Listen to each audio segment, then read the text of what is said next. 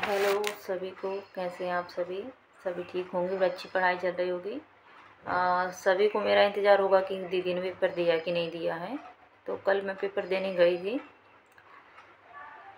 इच्छा तो नहीं हो रही थी, घर वालों ने सबने मना कर दिया था कि रहने दो, क्योंकि घर से ही उल्टी करना स्टार्ट हो गया था। रास्ते में की, घर में की, और वहाँ पे एक लाइन रहती थी तो उसमें खड़े खड़े तक मतलब बहुत बेकार मतलब हो गया था।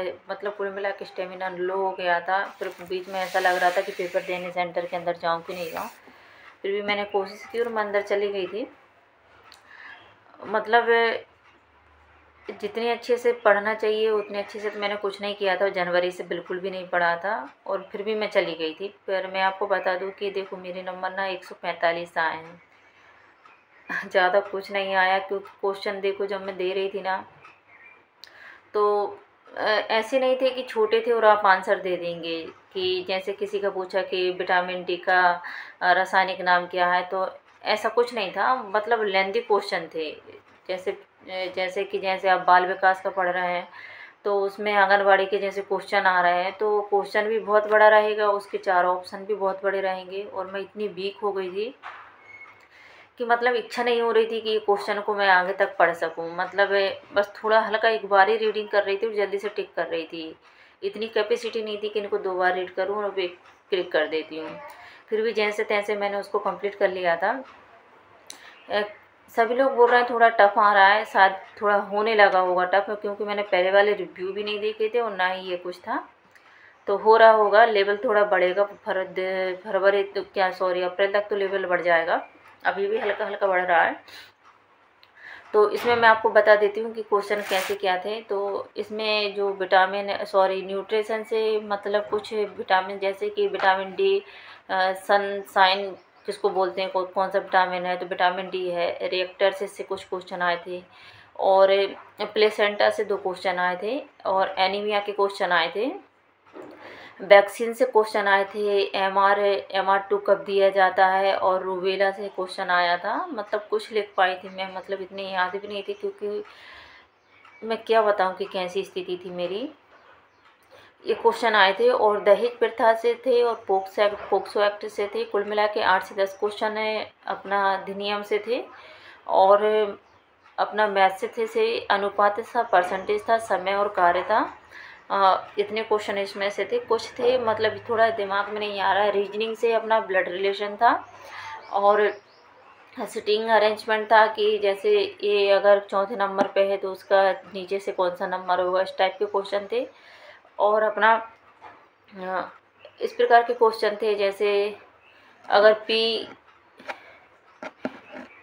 P माइनस है, Q प्लस है, तो इनकी मतलब उनका एक अरेंजमेंट करना था कि फिर उसका मतलब मैथ्स में था ये। और कुछ ईजी भी थी मैथ्स से। देखो पेपर है, इजी भी है, थोड़ा मॉडरेट भी है। देखो जिसने अच्छा पढ़ा है, सब किया है, तो वो कर लेंगे। पर और जिसने नहीं पढ़ा तो वो अब नहीं हुआ। पर आंगनबाड़ी से बहुत ज़्यादा क्वेश्चन आ रहे हैं। आंगनबाड़ी के 20 से 19 क्वेश्चन तो आंगनबाड़ी से थे। और छोटे मोटे नहीं है कि बस आप थोड़ा ऐसे पढ़ेंगे और हो जाएगा। पूरा पूरा डेस्कटॉप उसका भर जाता है। मेरी तो इतनी कैपेसिटी भी नहीं थी कि मैं उसको पूरा पढूं, रीडिंग करूं। मैं तो बस करते जा रही थी कि जल्दी से हो जाए, मतलब सबमिट करूँ। और बीच में तो ऐसी इच्छा हो रही थी बस अलग हो जाऊँ, अब नहीं हो रही थी इच्छा, क्योंकि मेरी पीठ इतनी दर्द करने लगी थी। कोलार से लेके बैरसिया मतलब सेंटर दिया था, तो आने जाने में ही मतलब बहुत ज़्यादा हो गया था। और फिर लाइन में खड़े रहना, फिर वहाँ पे 1.5 घंटे 1 घंटे बैठना, फिर उसके बाद पेपर स्टार्ट करना। बिल्कुल कैपेसिटी से बहुत ज़्यादा बाहर था। ऊपर से मैं सेंटर में से 8 से 5 बार बाहर निकली थी थूकने के लिए, क्योंकि बहुत ज़्यादा प्रॉब्लम हो रही थी। मगर मैं, मुझे ऐसा लग रहा था कि जाके मैंने कोई गलती तो नहीं कर दी। फिर भी मेरा 145 आया है। कहते हैं अगर स्वस्थ शरीर में स्वस्थ मस्तिष्क का वास होता है, तो मेरा शरीर ही स्वस्थ नहीं था। फिर भी मैंने दे दिया जैसा मैं इससे हुआ था। 145 मेरा नंबर आया है। और आप ये मान के चलिए, अगर आप ओबीसी से हैं तो आप 70 से 170 से ऊपर लेके आना होगा सभी को। अब क्योंकि देखो जो रिव्यू लेते हैं तो कुछ ही लोगों को पता होता है, कि 2-3 लड़कियों से पूछते हैं और उन्हीं में से किसी किसी का 182 आता है, 184 आता है। तो सोचो ऑल एमपी में हर कहीं रिव्यू नहीं हो रहा है, और बहुत ज़्यादा लड़कियां नंबर लेके आ रही हैं। किसी किसी कोई कोई तो बताती नहीं है, फिर भी उनका 185 है, इतना टाइप का आ रहा है। तो जहाँ तक हो सके आप पढ़ना बिल्कुल बंद ना करें। लॉजिकल क्वेश्चन आ रहे हैं, आपका आईक्यू टेस्ट हो रहा है, कुल मिला के आपने बुक में से क्या पढ़ा क्या नहीं पढ़ा उन्हें उससे मैटर नहीं कर रहा है। स्पेशली अपना सीडीपी और अपना मैनेजमेंट में से, बाकी तो ये सब ठीक ठाक है। अपना न्यूट्रिशन तो कंटिन्यू बुक से पढ़ते रहिए और अपना अपना 2 नंबर का पार्ट। बाकी लॉजिकल वाला भी आप देख लीजिए, जैसे पहले पटवारी में भी कई क्वेश्चन ऐसे लॉजिकल पूछे हैं, और मतलब आपका आईक्यू टेस्ट हो रहा है कि किस प्रकार का क्वेश्चन इसमें से क्या सही हो सकता है। और उसे आप 1 से 2 बार पढ़ेंगे तो सच में क्लियर कर देंगे। पर मैंने ऐसे 1 से 2 बार नहीं पढ़ा, मैंने बस एक बार देखा और क्लियर किया, हो गया, जितना था हो गया, क्योंकि रियल में मेरी बिल्कुल इच्छा नहीं थी पेपर देने की, फिर भी हो गया। ऑल द बेस्ट, आप अच्छे से पढ़िए, सभी का हो जाएगा। पर कट ऑफ बिल्कुल ये मत सोचिए कि 155 160 तक ही जा पाएगा। कट ऑफ बहुत हाई लेवल का जाने वाला है, क्योंकि जो करती हैं आंगनबाड़ी में पहले से भी एग्ज़ाम दे रही हैं, मतलब काम कर रही हैं, वो लोगों का बहुत अच्छे से हो रहा है।